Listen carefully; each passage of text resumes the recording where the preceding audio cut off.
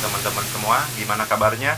Ketemu lagi bersama kami, Bakmi. Bacotan kami, di mana kami akan bercerita cerita-cerita yang menarik yang bisa menemani hobi rebahan kalian. Di kesempatan hari ini, kami akan bercerita tentang kisah kepahlawanan dari Nirjabanot. Cerita ini diangkat jadi beberapa film yang berjudul sama. Ceritanya adalah tentang seorang pramugari cantik, warga negara India yang ketika dia sedang bertugas, pesawatnya dibajak oleh sekelompok teroris yang tergabung dalam The Abu Nidal Organization. Teroris itu diketuai oleh Syahid Hasan Abdul Latif Safarini yang tujuannya memaksa untuk terbang ke Cyprus dan Israel, di mana anggota lain dari kelompoknya ditahan di sana dengan tuduhan teroris. Gimana cerita selengkapnya? Kita langsung aja ya.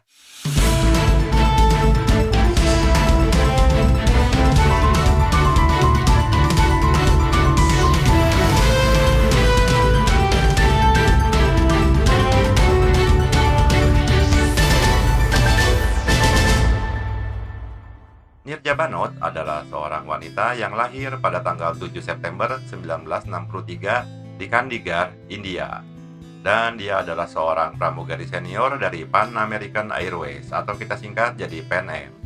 Kejadiannya berawal pada tanggal 5 September 1986. Nirjabanot ditugaskan sebagai pramugari di penerbangan Pan Am 73 yang akan terbang dari Bombay ke New York dengan 2 kali transit, yaitu pertama di landasan Bandara Internasional Jinnah di Karachi, Pakistan, dan yang kedua adalah di Frankfurt, Jerman. Pesawat yang digunakan adalah tipe Boeing 747 seri 121 yang merupakan tipe pesawat 2 tingkat, pesawat yang jumbo. Tercatat di dalamnya ada 361 penumpang dan 19 awak. Hari itu pesawat take off dan terbang tanpa ada masalah. Tapi sebenarnya masalah udah nunggu di tempat transit yang pertama, yaitu di Karachi, Pakistan. Sekelompok teroris saat itu lagi mempersiapkan diri, senjata, granat, dan sebagainya untuk membajak pesawat yang ditumpangi oleh Nirja dan yang lainnya. Akhirnya sampailah pesawat itu ke bandara Karachi, Pakistan, landing, dan ke apron. Apron adalah tempat parkirnya ya. Udah gitu biasa dibawain tangga, dan kalau transit kan penumpangnya turun dulu, pesawatnya dicek dulu, biasanya kayak gitu. Nah, pada saat tangganya dipasang, tiba-tiba dari arah luar ada sebuah mobil van yang menerobos masuk. Isi mobil van tersebut 4 orang, semuanya pakai seragam berwarna biru kayak seragam security bandara. Mobil itu menerobos pos penjagaan dan menembak penjaganya, dan langsung mengarah ke pesawat. Setibanya di depan pesawat, 4 orang langsung turun dengan membawa persenjataan, ada yang bawa AK, ada yang bawa pistol tangan, langsung berusaha untuk naik ke pesawat Pan Am 73. Pramugarinya kaget dong, langsung berusaha untuk menutup pintu. Jadi terjadi tarik-tarikan pintu. Oh, buka, tutup, kayak gitu. Karena terorisnya kesel, dia nembak kaki salah satu pramugari. Jadi ya udah, para pramugarinya juga ngerasa takut dan akhirnya teroris itu bisa masuk. Ketika udah berhasil masuk pesawat, teroris ini langsung menodongkan pistol ke arah pramugari, salah satunya ke Nirja. Tapi di tempat lain, ada seorang pramugari yang bernama Shirin Papan ngedengar suara tembakan dan langsung berinisiatif telepon ke kokpit, ke pilotnya. "Oi, Cap, ada pembajakan pesawat nih." Kata si kaptennya, "Hah, bajak? Emang kita di sawah?" "Enggak, ini bajak pesawat pakai pistol." "Oh, ya udah deh, gue lari dulu ya." Akhirnya kapten satunya sama kopilotnya melarikan diri keluar lewat pintu darurat. Ya, kaptennya ada 2 karena ini adalah pesawat besar yang melakukan perjalanan jauh. Biasanya kalau jauh, kaptennya itu 2 dan 1 kopilot. Kapten kedua sama co-pilot berhasil melarikan diri dan sengaja membiarkan pesawatnya dalam keadaan hidup. Mereka lari dan langsung melaporkan kejadian ini. Mungkin nanti ada yang bilang, "Waduh, malah lari, bukannya tanggung jawab. Kapten itu kan bertanggung jawab sama penumpangnya." Tapi nggak kayak gitu. Sebetulnya keputusan kapten itu udah bener. Memang kapten, pilot, sama co-pilot harus lari, mumpung masih di darat. Kalau enggak, kaptennya pasti akan dipaksa untuk menerbangkan pesawat. Nah, kalau udah di udara, kondisinya bakal lebih susah dikontrol.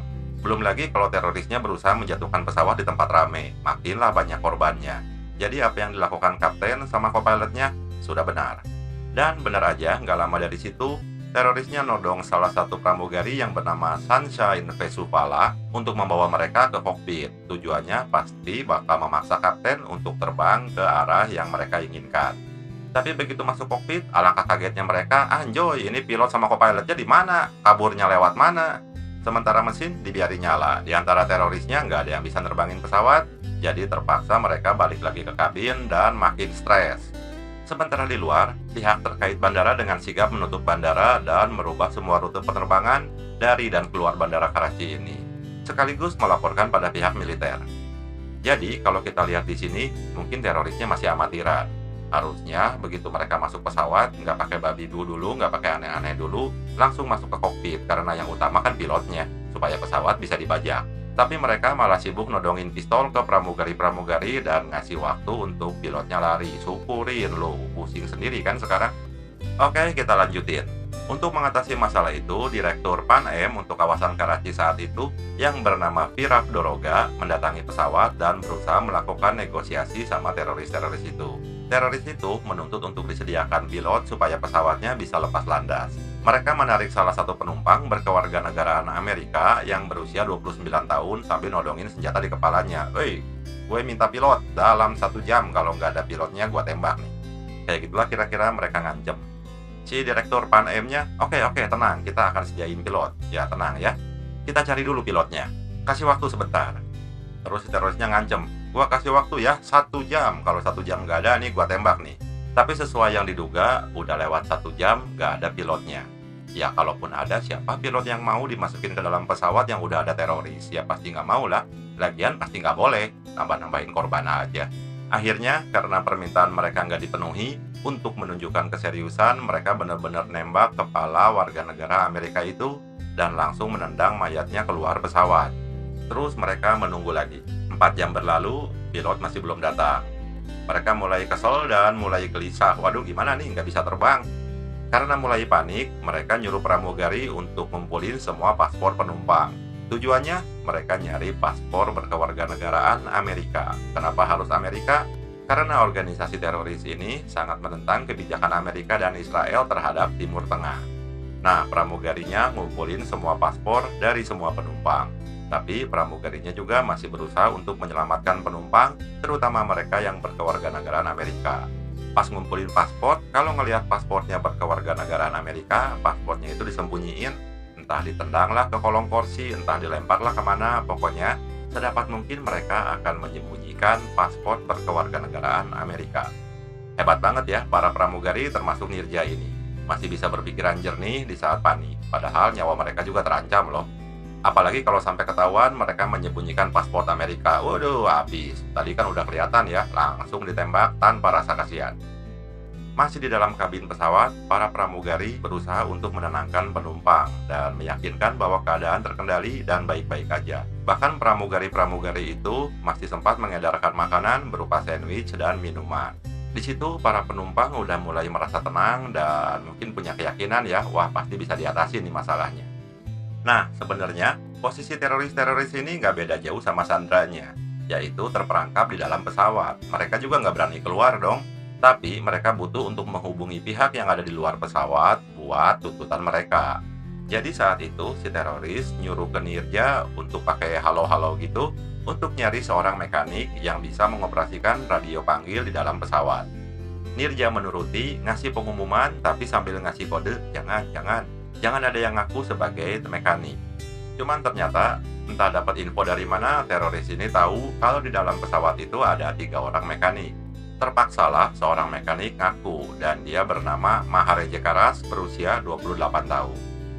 Akhirnya si Mahareje ini dipaksa, diancam, bahkan pakai dipukulin dulu supaya mau ngebantu komunikasi teroris itu. Ya udah gimana lagi. Mahareje ngebantu teroris itu untuk berkomunikasi sama pihak berwenang dan melakukan negosiasi. Tapi negosiasinya juga menemui jalan buntu. Pihak berwenang nggak mau memenuhi tuntutan apapun dari si teroris. Karena merasa kesal, teroris mengancam akan membunuh 1 orang setiap 15 menit. Wah, gimana tuh? Selanjutnya, ingat nggak tadi? Pas waktu pilot sama co-pilotnya lari, mereka kan ninggalin pesawat dalam keadaan hidup. Dan karena udah 4 jam lamanya, bahan bakar sama kelistrikan di pesawat mulai habis.